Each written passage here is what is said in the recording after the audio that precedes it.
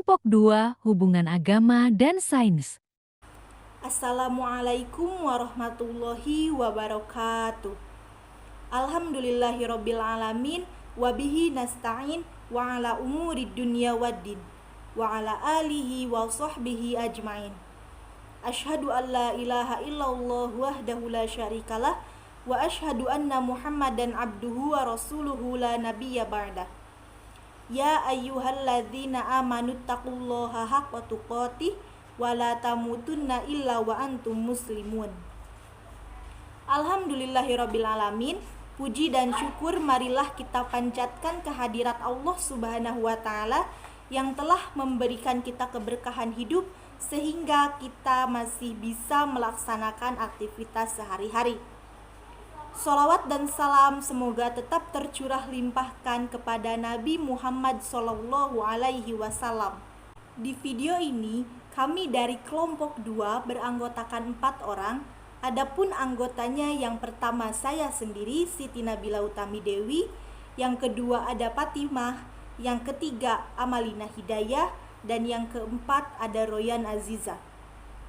Di video ini, kami akan menjelaskan mengenai hubungan agama dan sains.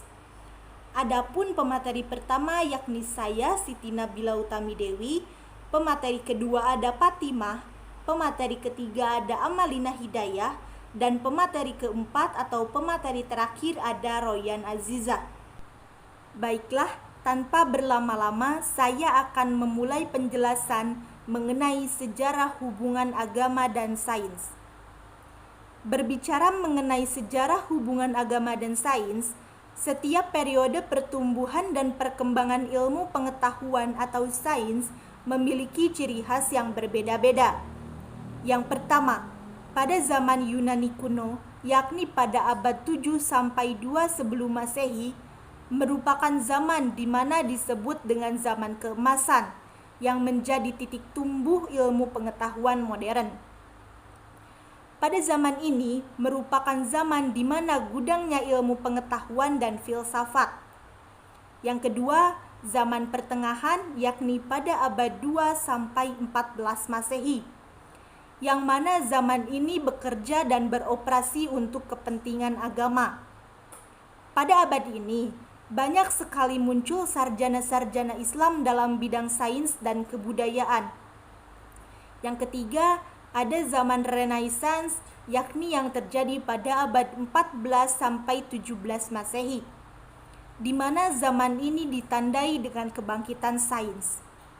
Itu sedikit penjelasan mengenai sejarah sains. Selanjutnya mengenai agama. Agama itu untuk mencari ridho Tuhan, di mana zat yang paling tinggi ialah Tuhan. Kontraksi dasar tentang agama yang dapat diartikan bahwa agama merupakan suatu unsur utama yang membangun ikatan antar manusia, yang dalam skala makro itu disebut dengan peradaban. Agama menurut mereka ialah suatu sistem keyakinan, yang mana ada pula yang mengartikan konsep agama merupakan konsep hutang piutang antara manusia dengan Allah Subhanahu wa taala, yang mencakup semua aspek kehidupan, baik kehidupan di dunia maupun kehidupan di akhirat. Dalam konsep hutang piutang ini memiliki 4 makna, yaitu yang pertama keberhutangan, yang kedua ketundukan, yang ketiga kekuatan hukum, dan yang keempat kecenderungan alamiah. Begitu penjelasan singkat mengenai sejarah hubungan agama dan sains. Materi selanjutnya yang akan saya bacakan ialah mengenai pandangan antara sains dan agama Islam. Dalam pandangan antara sains dan agama terdapat perbedaan pandangan. Kemunculan perbedaan pandangan antara ilmu pengetahuan dan agama terjadi karena perbedaan orientasi struktur sosial yang ingin dicapai di dalam suatu masyarakat. Sebenarnya, antara ilmu pengetahuan dan agama itu memiliki keselarasan atau kesamaan dalam perspektif sosial, yaitu untuk mencapai tujuan dari manusia, yang mana tujuan tersebut untuk kepentingan manusia itu sendiri baik secara akal maupun emosional. Antara ilmu pengetahuan dan agama merupakan satu kesatuan, di mana kedua unsur tersebut sangat penting dalam kehidupan dan untuk kemajuan sebuah bangsa. Contohnya, ketika ilmu pengetahuan kita memang tinggi, namun nilai agama kita rendah atau bahkan tidak ada, maka kita dalam mengontrol ilmu pengetahuan kita tidak dapat mencapai suatu tujuan. Karena dalam penggunaannya, ilmu pengetahuan tersebut tidak ada pengendali atau pembatasnya. Namun, berbeda ketika ada agama dalam meraih suatu tujuan ilmu pengetahuan, maka akan ada pengontrol untuk mencapainya. Begitu pula ketika kita hanya mengandalkan agama tanpa adanya ilmu pengetahuan, maka kita tidak akan bisa membuktikan dengan karya-karya ilmiah, di mana kebenaran itu harus dibuktikan serta menyertakan bukti-bukti baik secara visual ataupun yang lainnya. Nah, dari sinilah terbukti bahwa antara ilmu pengetahuan dan agama itu harus diintegrasikan untuk mencapai suatu kebenaran yang baik dan tepat. Ian G. Barbour membagi hubungan sains dan agama ke dalam 4 tipologi, yaitu konflik, independensi, dialog, dan integrasi. Yang pertama yaitu tipe konflik. Tipe konflik ini memiliki pandangan bahwa sains dan agama memiliki pertentangan. Dalam hal ini, pandangan tersebut mengharuskan seseorang untuk memilih salah satunya. Barbour menanggapi hal ini bahwa argumen mereka itu keliru. Setiap pandangan baik dari segi sains dan segi agama memiliki kualitas dan porsinya masing-masing, sehingga dalam hal tersebut harus diseimbangkan. Yang kedua yaitu tipe independensi, yang menekankan perbedaan yang ada. Pemisahan antara keduanya yaitu antara sains dan agama. Karena pada dasarnya mereka itu memiliki wilayah sendiri yang berbeda. Ketika hal ini dapat diatasi dengan adanya batasan untuk keduanya berpandangan dengan bagian masing-masing, maka pertentangan tidak akan terjadi di antara keduanya. Yang ketiga yaitu tipe dialog, yang lebih konstruktif antara sains dan agama dibandingkan dengan kedua teori sebelumnya. Hal tersebut meneliti tentang kesetaraan antara metode sains dan agama. Dalam membandingkannya, dialog menekankan pada praanggapan metode dan konsep. Yang terakhir yaitu tipe integrasi memiliki 3 versi yang berbeda. Dalam natural teologi dapat diambil kesimpulan bahwa keberadaan Tuhan dapat dilihat dari bentuk penciptaan alamnya. Sedangkan teologi of nature dalam pandangan itu berada di luar sains, di mana agama dan sains memiliki kontribusi pada pengembangan ilmu pengetahuan metafisika inklusif. Baik, terima kasih. Saya akan melanjutkan materi selanjutnya, yaitu refleksi tentang hubungan sains dan agama bagi umat Islam. Menurut Syekh Tantawi Johari, tokoh musafir ilmi, membuat perumpamaan bahwa umat Islam dengan umat lain bagaikan suatu rombongan musafir yang akan melakukan perjalanan jauh menuju suatu tujuan. Contohnya seperti sebagian dari rombongan itu naik kuda, sedangkan sebagiannya lagi naik kereta. Maka sudah dipastikan tentu rombongan yang hanya naik kuda tersebut datangnya akan lebih lambat dibandingkan rombongan yang naik kereta.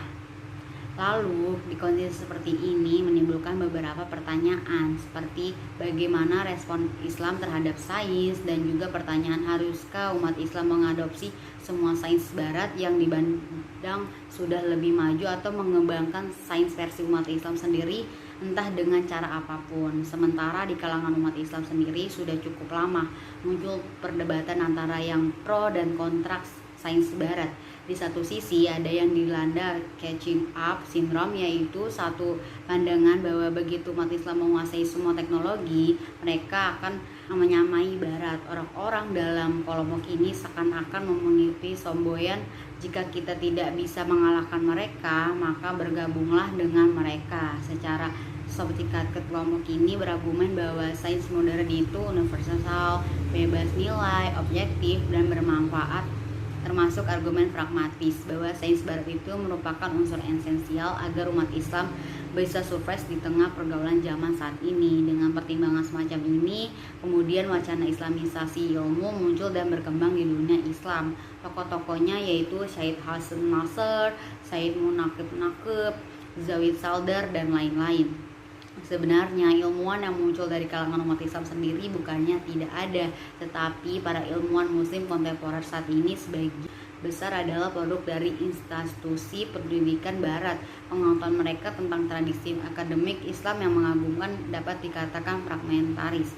Sebaliknya, para ulama atau ahli Islam tidak mempedulikan sains modern. Mereka tidak memiliki kemampuan akademik atau kemampuan teknis untuk mendiskusikan hubungan antara Islam dan sains. Maka tidak heran apabila kemudian wacana Islam dan sains senantiasa terbelakang. Terima kasih. Terima kasih kepada moderator sudah mengizinkan saya untuk menyampaikan materi. Saya Royan Aziza sebagai pemateri keempat. Di sini saya akan menyampaikan materi tentang keselarasan sains dan agama Islam. Adapun materi yang saya akan bacakan adalah pembahasan tentang integrasi ilmu pengetahuan dan agama. Hal ini berarti kita berusaha untuk menggabungkan antara sains dan agama agar selaras. Meskipun hal ini bukan berarti menyatukan dalam perspektif pencampur, karena baik ilmu pengetahuan maupun agama mempunyai substansi yang tidak harus dihilangkan. Malah harusnya dipertahankan. Harmonisasi ilmu pengetahuan dan agama Islam sebenarnya sudah merupakan perwujudan dari bentuk satu kesatuan. Ilmu pengetahuan atau sains dan agama tidak selamanya dalam ruang lingkup yang bertentangan dan ketidaksesuaian. Banyak ilmuwan yang mencari cara agar pandangan tersebut menjadi sebuah keharmonisan di antara ilmu, pengetahuan, dan agama. Dalam hal ini, peran ilmu pengetahuan dan agama sangatlah penting dalam kehidupan manusia. Terima kasih. Baik, untuk pemaparan materi dari kelompok 2 mengenai hubungan agama dan sains cukup sekian. Semoga dengan adanya video ini dapat menambah wawasan kita mengenai hubungan agama dan sains. Kami dari kelompok 2 mengucapkan maaf yang sebesar-besarnya apabila banyak kesalahan dalam video ini. Akhir kata saya ucapkan terima kasih. Wassalamualaikum warahmatullahi wabarakatuh.